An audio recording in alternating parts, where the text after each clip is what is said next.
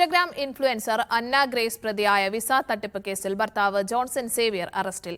യുകെയിലേക്ക് കുടുംബ വിസ ശരിയാക്കി നൽകാമെന്ന് വിശ്വസിപ്പിച്ച് തിരുവനന്തപുരം സ്വദേശിയിൽ നിന്ന് $1 കോടിയോളം രൂപ തട്ടിയെടുത്തുന്ന കേസിലാണ് അറസ്റ്റ്. അന്ന ഗ്രേസ് ഓസ്റ്റിൻ ഒളിവിലാണ്.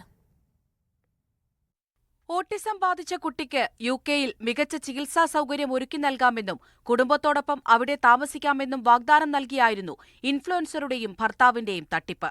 സോഷ്യൽ മീഡിയ വഴിയാണ് ഇൻഫ്ലുവൻസറെ പരിചയപ്പെട്ടതെന്നും 44 ലക്ഷം രൂപ ഇവർ വാങ്ങിയതായും പരാതിക്കാരി മീഡിയ വണിനോട് പറഞ്ഞു. ഇൻസ്റ്റാഗ്രാം പേജ് വഴി ഞങ്ങൾ പരിചയപ്പെട്ടതാണ്. അപ്പോൾ അവർ പറഞ്ഞു, ഞാൻ വർക്ക് വിസ ചെയ്യുന്നുണ്ട്, നിങ്ങൾക്ക് ഫാമിലി ആയിട്ട് പോകാൻ നല്ലൊരു ഇതാണ്.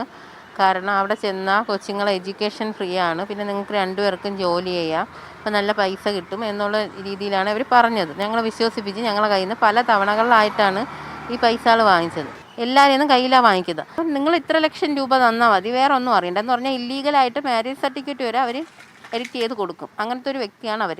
കോഴിക്കോട് ആസ്ഥാനമായി പ്രവർത്തിച്ചു വരുന്ന ബ്ലോഗറായ അന്ന യൂട്യൂബ്, ഇൻസ്റ്റഗ്രാം അക്കൗണ്ടുകൾ വഴി വിദേശ ജോലി വാഗ്ദാനം ചെയ്ത് തട്ടിപ്പ് നടത്തിയതടക്കം വേറെയും കേസുകളിൽ പ്രതിയാണ്.